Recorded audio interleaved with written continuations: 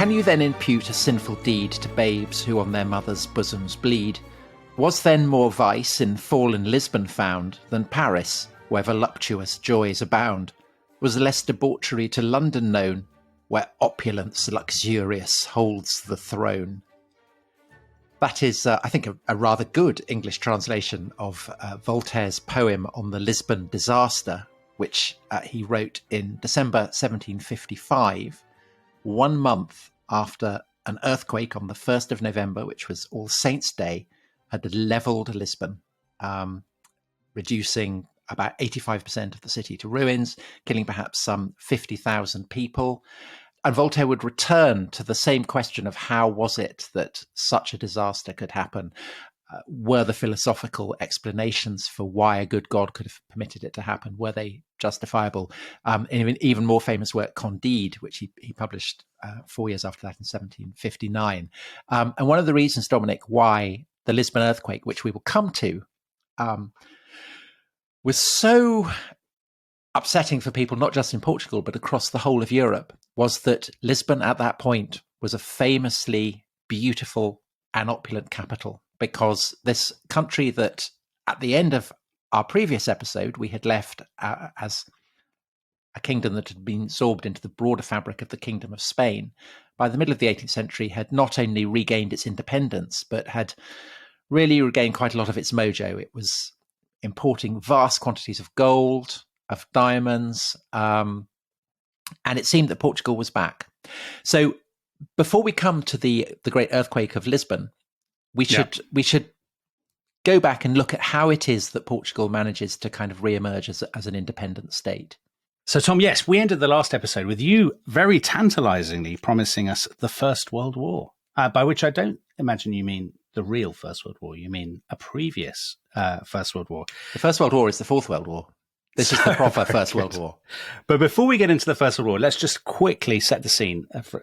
Because Portugal, in our previous episode, we talked about the golden age of exploration and discovery and so on, Vasco da Gama and whatnot. And we ended, as you say, in 1580, Portugal has been taken over by Philip II, the King of Spain, very famous as the architect of the Armada. But, Tom, a Portuguese listener to The Rest is History, called Pedro Geraldes from Porto, has alerted me to something that we in Britain should be ashamed about. Do you know this? Ashamed? Ashamed. What? I know, ashamed. In 1589, the year after the Spanish Armada, Elizabeth I actually sent an expedition, an armada of her own, to Portugal to rescue the Portuguese from their Hispanic overlords. And it was led by the Earl of Essex, obviously great friend of Elizabeth I, and Sir Francis Drake, great bowls enthusiast. So led by two such lads, how could it possibly have gone wrong, Dominic? Well, it went disastrously wrong, Tom. They took 20,000 men. Everything went wrong in the rendezvous. They turned up. There wasn't an uprising as they thought there would be.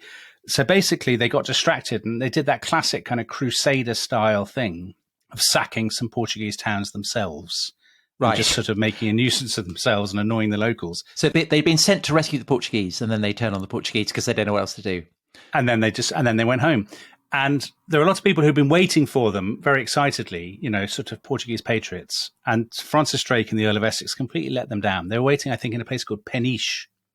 And ever since, I'm told by Pedro Geraldes, and I looked it up and it's definitely true, the expression in Portuguese, amigos de Peniche, friends from Peniche, means a traitor, a turncoat, a false friend, people who let you down.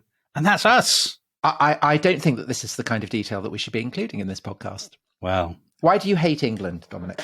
Yeah. That is woke tosh. That is woke tosh. I think we should move straight on from that. Yes. Well, the English will redeem themselves later in this podcast, I promise. The English will redeem themselves, and the true villains, if you're looking through Portuguese lenses, will prove to be not the English, and actually not even the Spanish, but the Dutch. The Dutch are absolute dogs in this podcast. Absolute dogs. Very poorly behaved. So the First World War is basically, it's the Dutch who are capitalist, a maritime power as the Portuguese had been, very, very interested in taking over control of the spice trade. And they recognized that Portugal, having been absorbed into this kind of broader Spanish kingdom, is much less autonomous and therefore much less able to defend its trade links and its colonies. And so they move in.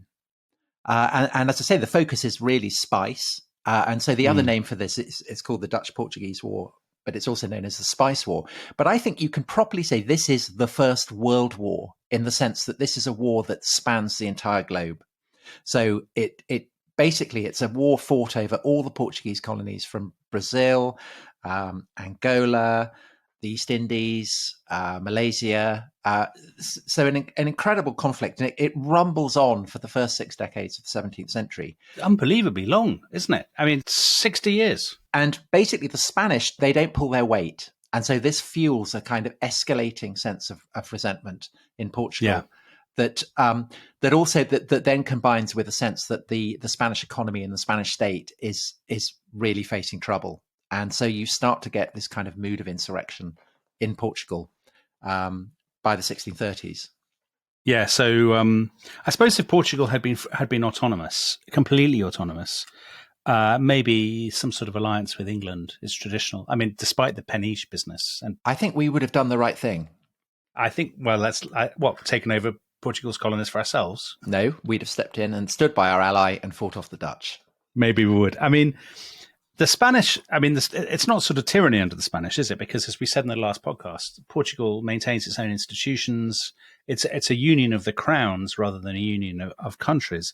But I think you're definitely right that by the mid-17th century, a lot of Portuguese just think this union with Spain is no good. We want to be able, they're not helping us to do. And actually, we've been dragged into this war with the Dutch because of the association with Spain. So let's kick out the Spanish. There's a new Spanish king called Felipe IV, who basically wants to, it's the age of absolutism, and he wants to cement his power over Portugal. And he's got a kind of insane long chin, hasn't he? He does. Yeah. So the Portuguese elite have had enough. They launch an uprising on the 1st of December, 1640. There's a load of them called the 40 Conspirators, and they kill King Philip's Secretary of State, and they imprison his cousin, and they launch this revolution and this war that basically lasts 28 years. And actually the English stay out for most of it. Well, because the Portuguese are trying to get an alliance with France. Yeah. Which I think is very poor behaviour.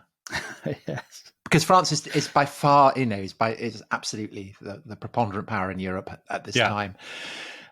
So the Portuguese hope that they can have an alliance with France, and the person they want to marry off is the Premier Duke of Portugal, as was John of Braganza, but he is an heir of Manuel I, and so he's a kind of living link with the great days of the Portuguese Empire, and so he's persuaded to become king. Yeah. And actually, a kind of fascinating churn behind this. We talked about Sebastian dying and vanishing in North Africa, and this sense that a kind of messianic nationalism is flaming through Portugal. This dream that Sebastian will come back. He doesn't, but John of Braganza does, and so of Braganza, and so he becomes the new king.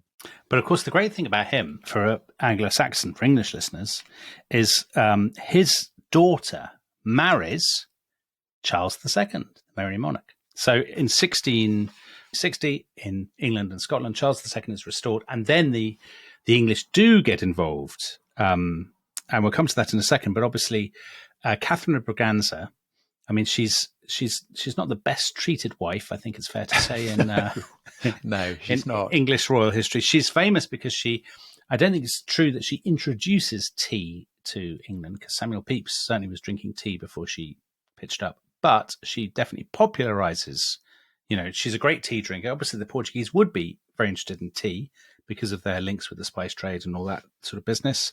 And she's keen on porcelain and cotton and other kind of innovations. So she's a sort of trendsetter. But here's the thing about Catherine of Braganza, Tom.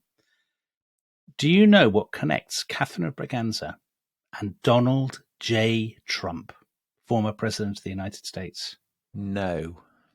If I give you another clue, and something that will delight you, they have this in common with Peter Parker, a.k.a. Spider-Man. Another subject I know you're very interested in. I have no idea. So Peter Parker, as our listeners will know, comes from Queens in New York.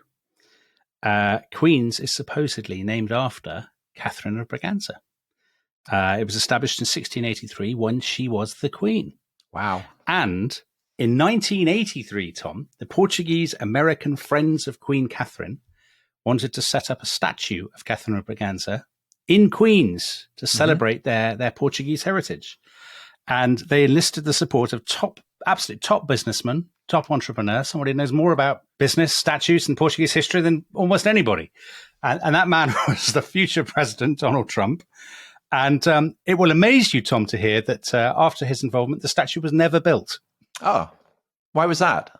Well, actually, it turned out that lots of local activists said Catherine of Braganza and the Portuguese were very involved in the slave trade. Well, that's indisputably true. It is indisputably true. And you shouldn't put up this statue. So it never was put up. So for people who were very keen on Mr. Trump's wall, this was a preview of what was to follow. Right. Okay. I think those connections are slightly tenuous, but... No. Those are excellent connections. Those are fascinating connections. So anyway, Charles II sends an expedition to help his wife's family, and they comport themselves absolutely splendidly. They're all Cromwellian soldiers, aren't they? Yeah, they're part of the New Model Army that were left over from the previous regime. Yeah. He sends them out. And do you know what João's chief minister, the Count of Castelmelo, said about them? Did he praise them to the skies? He said, the English have done more than can be expected of them, and I believe there are no soldiers in the world like them.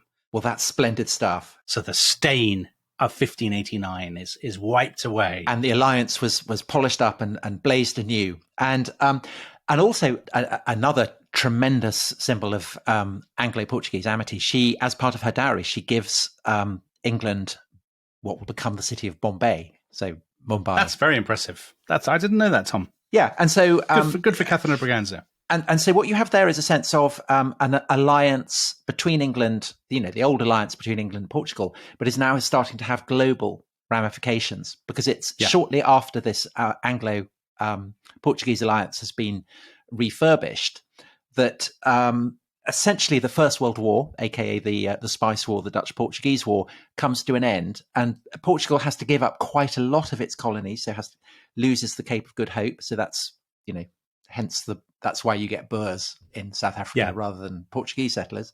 Malacca, this great city that the Portuguese had won back in the early 16th century.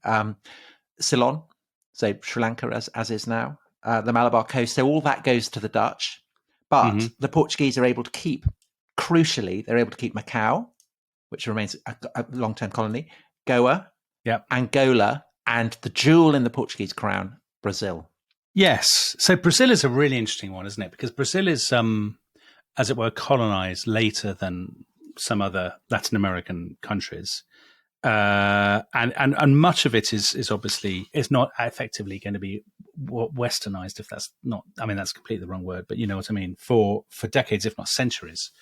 And Brazil's population is tiny. So in 1700, there are still only 300,000 people in the huge expanse of Brazil. And the cities and towns are they're just fly-bitten, shabby kind of trading posts. Wouldn't the word, I don't know, would it be Lusitanized, Portuguesed? You know a lot more about this than me, but my understanding is that it's the discovery first of gold, which happens kind of 1700? Yeah, late 17th century, yeah. And then diamonds. And that generates essentially the first gold rush. And you get lots and lots of people from Portugal suddenly thinking, there's gold in their jungles or hills or whatever.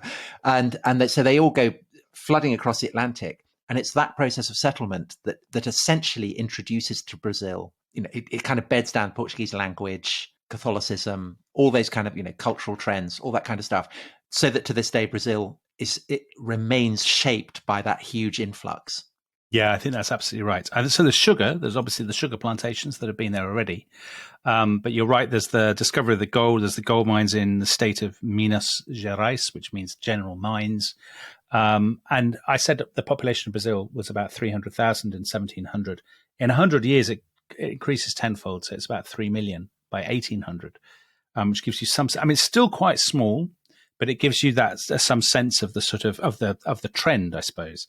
And I think, you said at the beginning that Portugal got its mojo back. And to some degree, obviously it has, because it's independent and because all this gold is flowing in. But I think in other ways, Brazil is a great boon for the Portuguese and they come to rely on it. But it's also a kind of curse because they come to rely on it. So, they can't kind of wean themselves off it. So the gold comes in, the sugar comes in, and they're making enormous profits from those things. But that means that they're not really building up their own domestic. And part of that is actually Britain. So they have signed a series of deals with the British, most famously the Methuen Treaty of 1703 that we talked about at one of our 12 Days of Christmas podcasts about port and about port wine.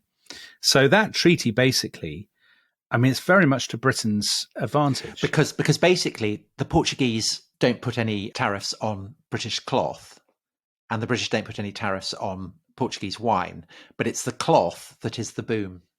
Yeah, it's the cloth that drives industry in the 18th century, yeah. And wine, Wine doesn't. And wine doesn't, exactly.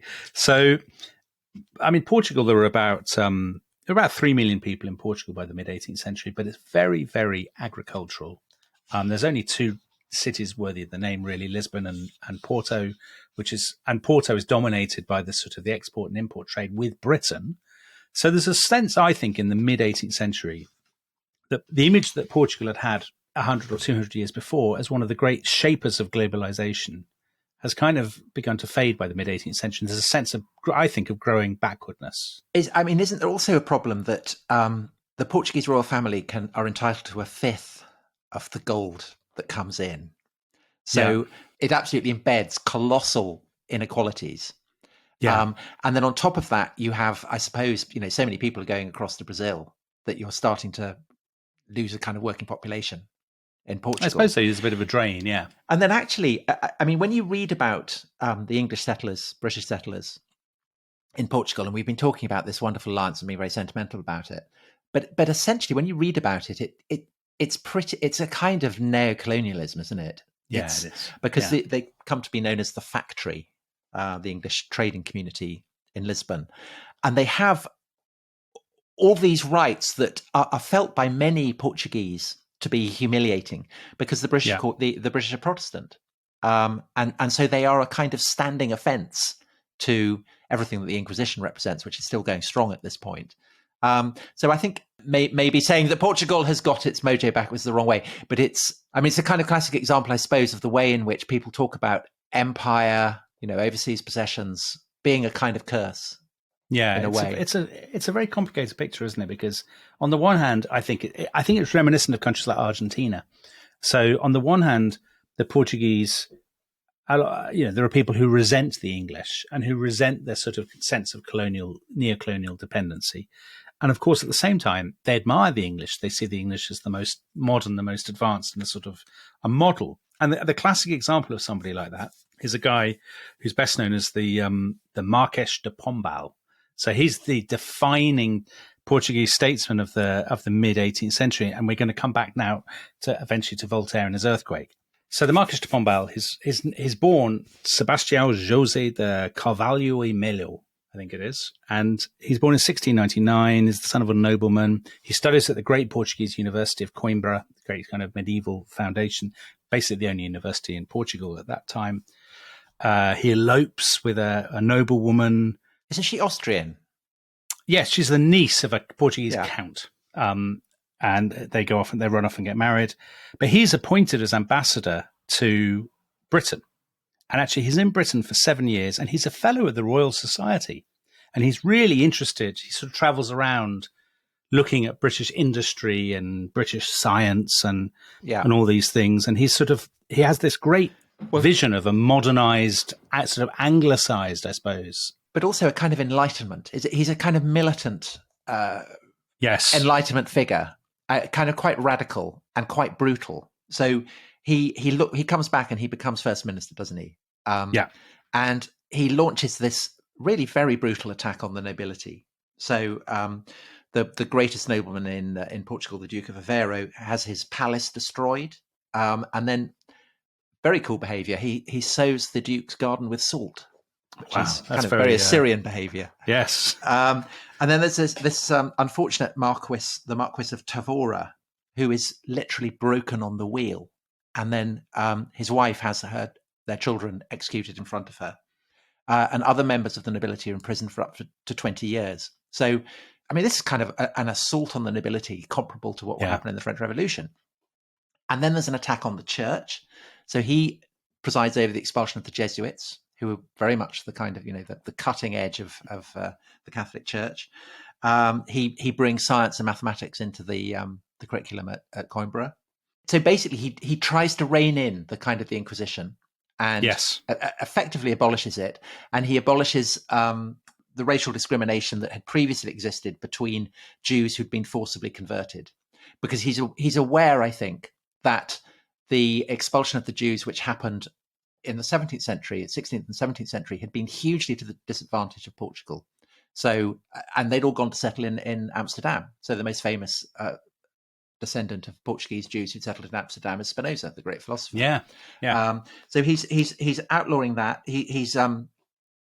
So he's freeing the Jews from their disabilities, and he's not doing this because he's a liberal. He's doing it basically because he wants to stop colonial families in the New World from bringing their black slaves to Portugal, but he outlaws black slavery in Portugal.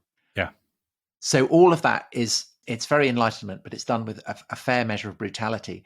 But what he is not doing is abolishing slavery in the colonies, where, I mean, it's on an enormous scale, isn't it? It's on a scale that dwarfs the plantations in the Caribbean or in North America.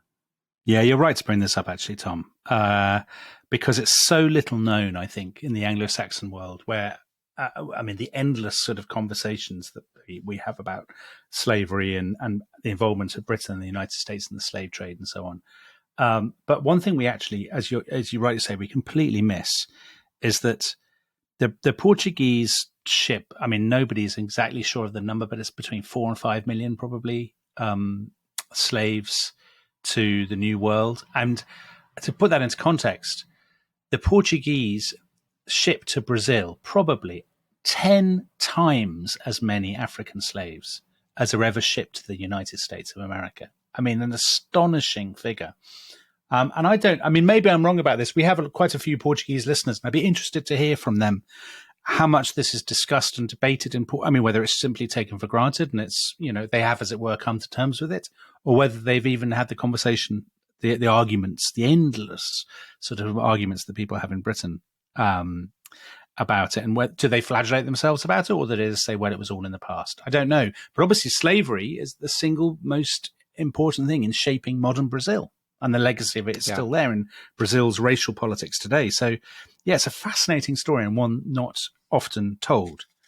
But anyway, the Marquis de Pombal, I mean, he's whatever you think of in individual policies, he is, I think it's fair to say, isn't it, Tom, by and large, he is a remarkable man, impressive, I would say. But as you said right at the beginning, coming right in the middle of his kind of tenure is that colossal, literally seismic disaster of the Lisbon earthquake, which, it's not just an earthquake. It's All Saints' Day, isn't tsunami, isn't it, as well? It's an earthquake, a tsunami, and then a firestorm, which destroys the great majority of buildings in the city. It's a firestorm, isn't it? Because it's All Saints' Day, and so everyone has gone to church and they've lit candles, and when the earthquake hits, everyone's in church. They all get crushed beneath the churches. The candles blaze, and the whole of Lisbon burns down. And it's that particularly kind of raises eyebrows among those who are religious and among the philosophes, those who are skeptical. So that's where Voltaire is coming in. How could God allow this to happen? Yeah. Because at the time, there's a real sense of Enlightenment optimism, isn't there? The sort of, everything is for the best. It's Leibniz. Is that Leibniz? Yeah. Everything orders for the best in this best of possible worlds. Yeah. So in Candide, his, Voltaire's famous kind of satire on that kind of philosophical optimism, it's exemplified by the figure of Pangloss, who is supposedly the greatest philosopher in the Holy Roman Empire, and he accompanies Candide, and they get kind of involved in the earthquake. Pangloss, they're kind of surveying the rubble and the fire and the death and people screaming beneath the kind of shattered fabric of all these churches. And he says, it's all, this is all for the best. If this didn't happen, there'd be a terrible volcano explode somewhere else. And he Pangloss says this to a member of the Inquisition, and they get arrested, accused of heresy. Candide gets whipped. Pangloss gets hanged. Candide is just about to be hanged himself when there's another earthquake, and he manages to escape. And it's a very, very brutal satire on this kind of notion that everything is all for the best and the best of all possible worlds. I mean, the interesting thing is that the Marquis de Pombal, he doesn't lose his Enlightenment optimism. He uses the earthquake as an opportunity to rebuild Lisbon on very Enlightenment sort of optimistic principles. Never let a crisis go to waste. No, he has this famous, apparently famous in Portugal anyway, this famous line where people are everyone's weeping and wailing and saying, what should we do? And he says, bury the dead and heal the living. He says it in exactly that very impressive way. Well, he hangs a lot of people as well. They put gallows up on the hills. Yeah, he hangs with all the looters. But then he rebuilds the city. So if you've been to Lisbon, and we haven't really talked that much about Lisbon in these podcasts, but Lisbon, I think, is an absolutely spectacularly beautiful and stylish city. And you've got this on the one hand, you've got the castle and the kind of Moorish court of the Alfama, and it's all a higgledy-piggledy kind of almost North African kind of warren of alleys. And then on the other hand side, you've got the Bairro Alto, the other high town on the other side. Today, very trendy kind of neighborhood with bars and boutiques and stuff. And in between them, you have this kind of valley. And that was what was completely destroyed by the tsunami and the firestorm. So you were saying in the previous episode that we all, Vasco da Gama and his gang, that we don't really know as much about them as we should. And that's presumably because all the records got destroyed in the firestorm. Yeah, I think a lot of the records were destroyed. I mean, there were all the stories of paintings and things that were destroyed as well by Titian and Rubens and people like that. So a lot of that is destroyed. But Pombal turns that in. I mean, it's called the Baixa. And if you go there, it is a grid. It is spectacularly beautiful, very elegant. These kind of gleaming mosaic pavements leading down to the waterfront. And it's comparable to Edinburgh or any great Enlightenment kind of project. And because it's such a contrast with the rest of the city, it makes it all the more impressive and all the more striking. But Pombal falls, doesn't he? He does. There's a new queen, Donna Maria, and she's very religious. And of course, you were saying he's not anti-clerical is the wrong word, maybe, but he's certainly very skeptical of the Catholic Church's kind of privileges, and she can't stand that, and she basically boots him out within moments of becoming queen. But she also, I read online in my Bodleian, very close Bodleian research, she had one of history's first restraining orders, it says. So that basically he wasn't allowed within 20 miles of her presence. And if she visited her estates, which were near his, he had to leave his house. Evacuate them. Yeah. Yeah. But then she goes mad, doesn't she? A bit like George III. So she has the same doctor. What's his name? Dr. Francis Willis. And he basically comes over and says, I can do nothing for her. But it's a kind of dementia or... No one knows. Could be porphyria, could be manic depression, could be... I mean, people at the time describe her as basically a religious maniac. So this is kind of emblematic of an escalating decline in Portugal's economy, international standing, that will hit absolute rock bottom with the Revolutionary Wars and the rise to power of Napoleon, which I think we should come to after a break. So when we do that, we will come to the drama of the Peninsular War and the extraordinary evacuation from Portugal of the royal family. So we will come back with that. See you in a minute. Bye-bye.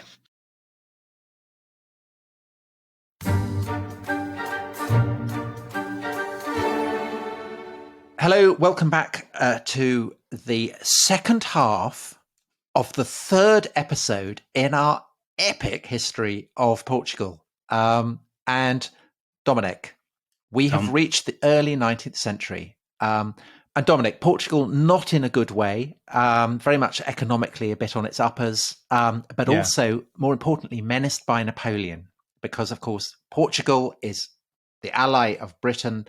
Napoleon is trying to kick the British out of the continent. So in a way, Lisbon and Oporto are the two kind of entry points that the Royal Navy still have into what is otherwise Fortress Europe.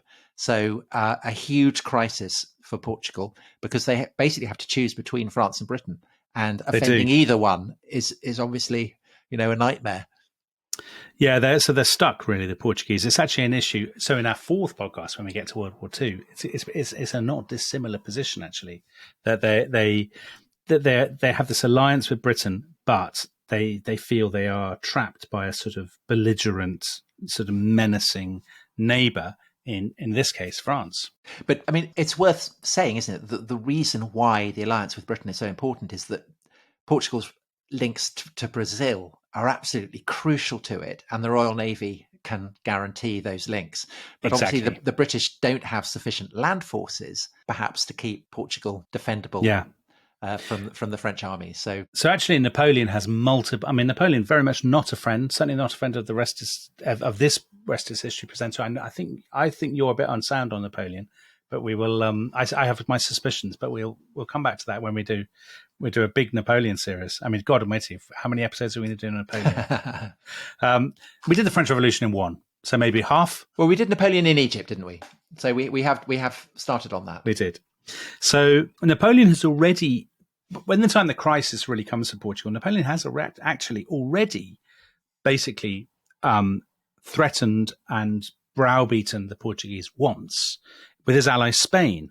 So the Spanish had led armies into the north and the south of Portugal. They had taken the town of Olivença. Napoleon had basically compelled the Portuguese to pay him an indemnity of 20 million francs and close some of its ports to the British.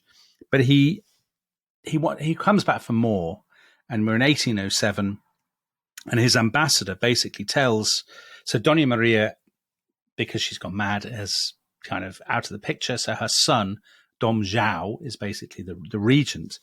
And he's a bit ineffectual, isn't he? He is. He's sort of melancholy and sort of full of that self-doubt. And he's not a great leader of men, I think it's fair to say. And the French basically say to him, you have to recall your ambassador from London, break diplomatic relations with Britain, close the ports to British ships, arrest all the Brits in Lisbon, confiscate their property. And you've got weeks to make up your mind. And Dom João, I mean, he's a great character. He lives in this palace in Mafra, and he's got this huge library, and he's surrounded by all these books and monks, and the library is infested with insects. So the monks maintain a sort of menagerie, if that's the word, of bats, which they use to deal with the insects in Dom João's library. So I mean, he's like Batman sitting in the middle of sort of Wayne Manor. Very sort of miserable figure. And he asks the British what he should do. And the British basically say, what you have to do is this. We will take you to Brazil. You will flee. We'll take your entire royal household to Brazil. But you must open all the ports in Brazil to British goods. So basically allow us to control the trade with Brazil. And he doesn't like that. So he plays for time. The British actually, I mean, again, I'm not convinced that the British come out of this quite as well as we might like to think, because they basically say, listen, if you don't do this, we will consider that an act of war, and we will bombard Lisbon ourselves. So you have to choose between us and the French, and you have to choose us or we'll attack you. Yeah, I mean, so my rosy sense of this alliance is I'm finding it rather upsetting having to to face how perfidious Albion. But now we do come out well, Tom, because we send a splendid fellow to Lisbon. So he's called Sir Sidney Smith, the Lion of the Sea, friend of the show, because he's the one who he was in our episode on Napoleon in Egypt. So remind me, Tom, what was he doing in that? Siege of Acre. Yes, he sees Napoleon off, and Napoleon says, "This is the man who cost me my destiny." So in another, he's a very, I mean, I know you won't like this because we mentioned in previous podcasts that you don't like this. You don't like rope, you don't like naval technology, and you don't like the novels of Patrick O'Brian. But Sir Sidney Smith strikes me as a very Jack Aubrey figure, because like Jack Aubrey, he's imprisoned. He's imprisoned by the French for 2 years for being a spy, which, as if you would know, if you had read Patrick O'Brian's books, Tom, you would know. It's not fun. It's not fun, but it's also, but it's very rousing. It makes you proud to be British that somebody would, hold out in such a way and then come back and rescue the Portuguese royal family, which is precisely and be called the Lion of the Sea. Right. So November 1807, the French are basically moving in on Portugal. The Portuguese royal family make up their minds, all right, we'll go. And there's this amazing scene. So there's a brilliant book, actually. I mean, it sounds like a very obscure subject, but honestly, it's a brilliant book. It's a book about Brazil by Eloisa Starling and Lilia Moritz Schwartz, which I wrote about in the Sunday Times a few years ago, called Brazil, a Biography. And they have this amazing set piece where they basically say, it's like a scene from Dante's Inferno. All these huge mobs of people kind of swarming down to the docks in Lisbon. I mean, just thousands upon thousands of people preparing for the voyage to Brazil. So kind of maids and servants and courtiers and noblemen, basically anybody who is anybody. And Donna Maria, right? And Donna Maria, who's been, because she's, of course, mad. She's screaming and sobbing because she thinks she's been kidnapped. Yeah. Yes. So she's been taken down in her carriage. It's an absolutely risible, kind of chaotic scene. I mean, as they say in their book, it's not just a case of the royal family. It's the families of ministers, of councillors, of the nobility, of the court, of civil servants. It's the entire administrative machine, the government offices, the secretariats, the law courts, the archives, the treasurer, the government employees. Do they take an orchestra? They take everything. Like the last Emperor of Mexico. I think they take dinner services, and they take wardrobes, and they take, because they're basically moving the entire, in their minds, they are moving Portugal.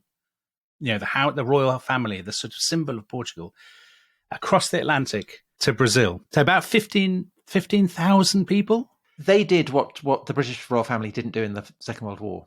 Exactly. Because there was kind of talk of them going to Canada, wasn't there? But I don't think if they had gone to Canada, I like to think, now maybe this is me just flattering myself and my country, but I find it hard to believe that in 1940 there would have been 15,000 people, shouting and that, Well, they'd have to take all the footmen and the horses. Would they have taken the footmen?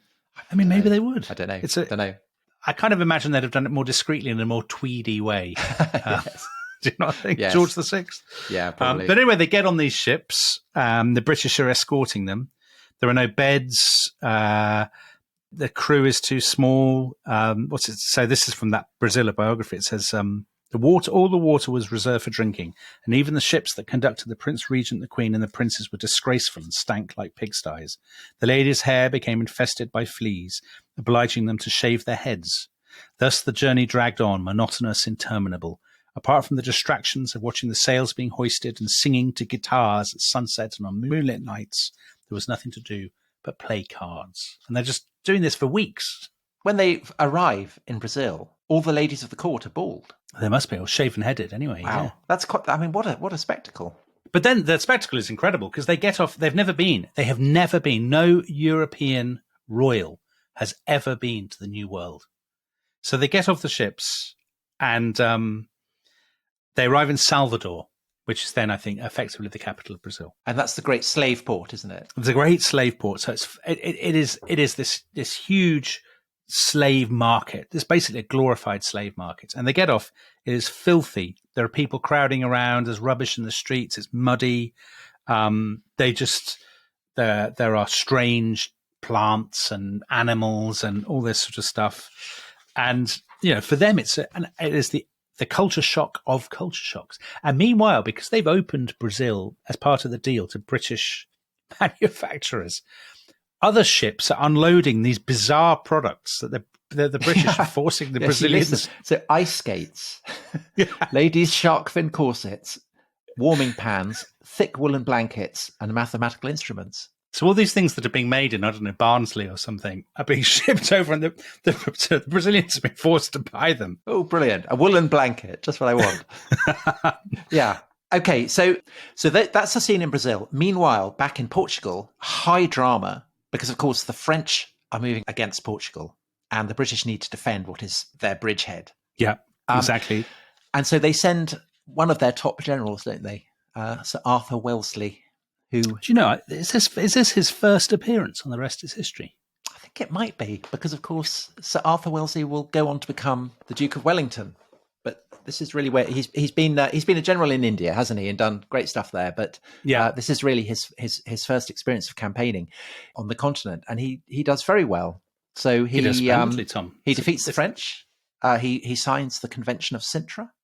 The French evacuate Portugal. They then invade again. Typical perfidious French behaviour. Again, Wellesley defeats them. That's when he is ennobled. That's what he's made the Duke of Wellington for kicking the French out for a second time in 1809, I think it is. So we can start calling him Wellington now. We can. So he invades Spain, doesn't he? And he wins this great victory at Talavera, which is, almost near Madrid, I think. But then he realizes that he's massively outnumbered. And so he withdraws and he focuses, rather than kind of taking the attack to the French in Spain, on absolutely securing Lisbon, because he knows that the French are going to make another attack. And so these are the famous lines of Torres Vedras, which are built over the course of 1809 to 10. 152 forts, I think it is. And they're built using, the Portuguese are basically press-ganged into building these forts, and it's real scorched earth policy. So actually Portugal is a sort of battle-scarred wasteland. Well, it's the Belgium. Yeah, absolutely it is, yeah. Sort of cannons have blasted kind of craters out of the earth and all that sort of thing. And they're built on a huge scale, aren't they? The lines of Torres Vedras. If you look at the pictures, the forts are pretty sizable. They're pretty chunky forts. Who knows?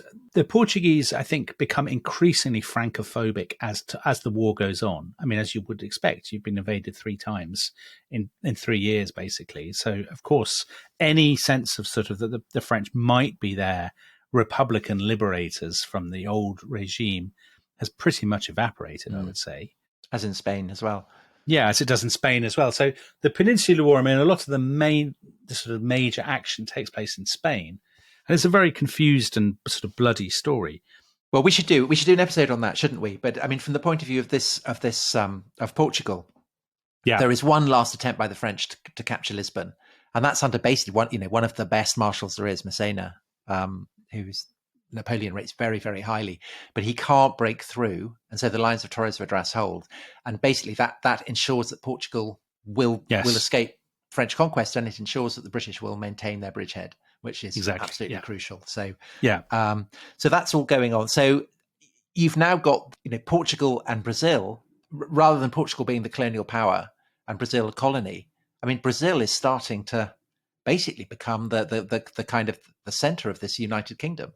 It is. It's such an extraordinary story, and I can't think of a comparison anywhere in the world. Maybe listeners will be able to think of one where the metropole basically moves to the colony, and that ends up almost becoming the metropole. So what's basically happened, Portugal and Brazil, their populations are, I guess, roughly equivalent in the turn of the 19th century.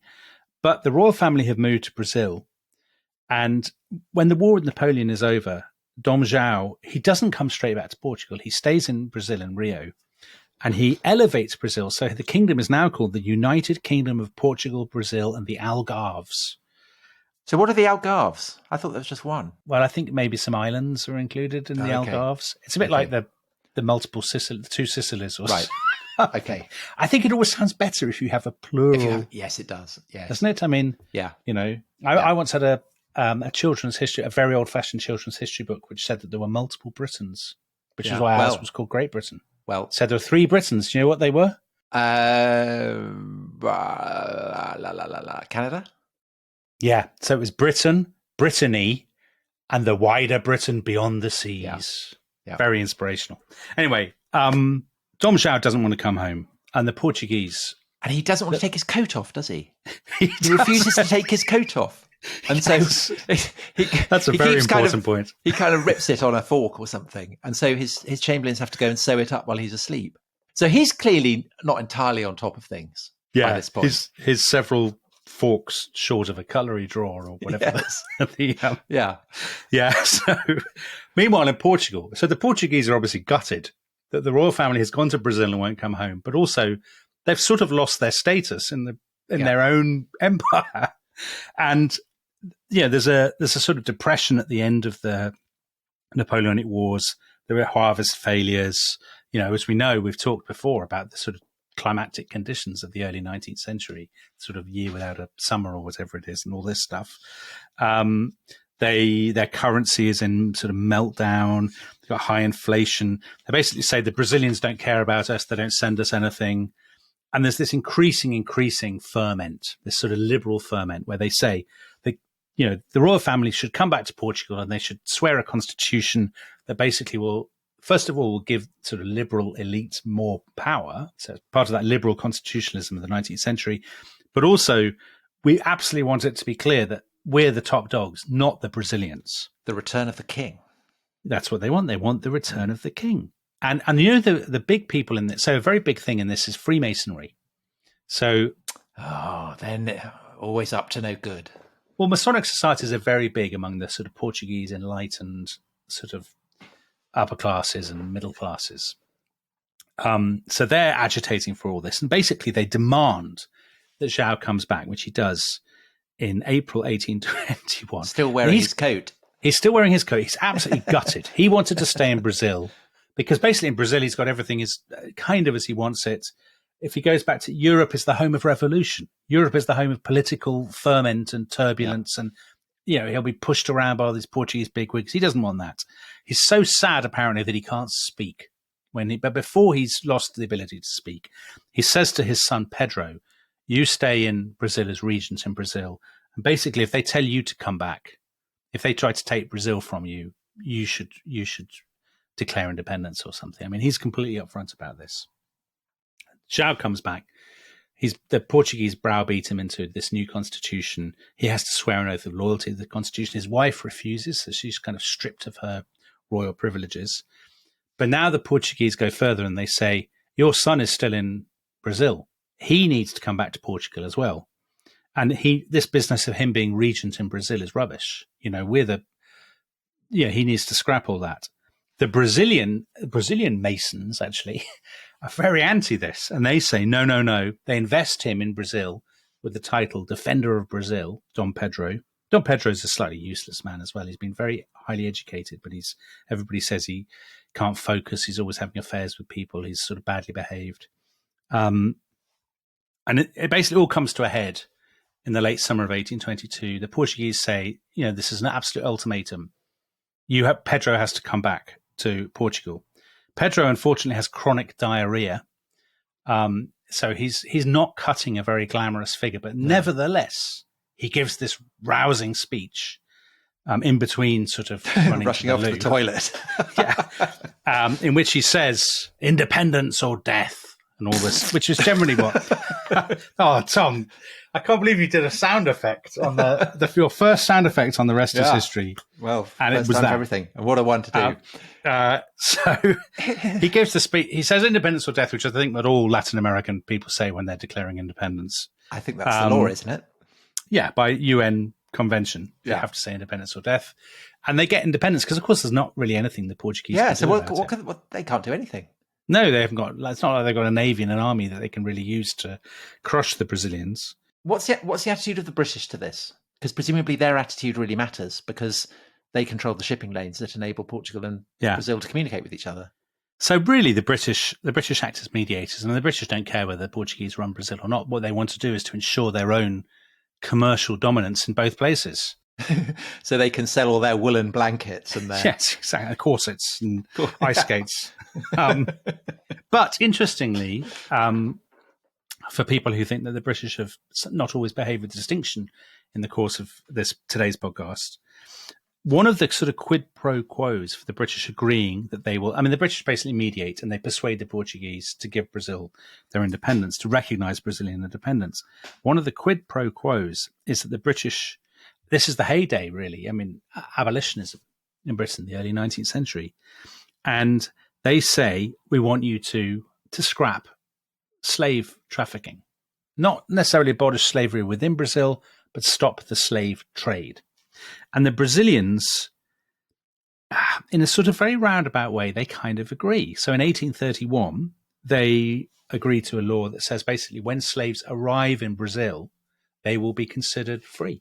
And they completely and utterly ignore it. So it's a complete fiction and a fraud. And is there a famous Portuguese phrase that sums this up? You're reading the notes. You're reading ahead. There is. It's uma lei para Ingles ver, a law for the British to see, which basically in Brazilian Portuguese means dressing it up. Dressing it up, yeah. And actually, it's not until 1888 that slavery is abolished in Brazil. And since I know we're running out of time, so I will just say this is Brazil. Brazil now vanishes from Portuguese history because it's on its own. But, Tom, we will be returning to Brazil, which is a country whose history is almost entirely unknown, certainly in Britain, but probably in the English-speaking world more generally. We'll be returning to what happens to Brazil, because Brazil obviously becomes an empire under Dom Pedro and his successors. So we'll be returning to the Brazilian Empire and the abolition of slavery in Brazil and the downfall of the Brazilian Empire in a future podcast, won't we? Because we're going to be doing some very exciting podcasts in the autumn. Yes, we've got part of a massive, very, very exciting plan that we've got coming that we will talk about. Top secret, unless you're a Wang, they already know. But something I hope that definitely to look forward to. Okay, so I think we should stop at this point, and we have everything is set up now for the fourth and concluding part of our epic history of Portugal, the absolute climax. And I know, Dominic, this is an episode you've been hugely looking forward to because you are a huge Fado fan, aren't you? Fado music. And Tom is going to be singing. I will be singing. Fado. Well, I might hum along. And the extraordinary figure of Salazar, the 20th century Portuguese dictator. Yes, it's very extraordinary exciting. Figure. So Tolkien only did 3 in his Lord of the Rings trilogy, Tom, but we have gone one better because we have done 4 in this mighty series. A tetralogy. Which people are already calling the Lord of the Rings of history podcasts, aren't they? Yeah, are they calling that? Have you heard people calling them? I'm sure they are. I'm sure I believe they are. Right. So we will see you tomorrow. Thanks very much for listening, and do come back for Portugal in the 20th century. Bye bye. Adeus.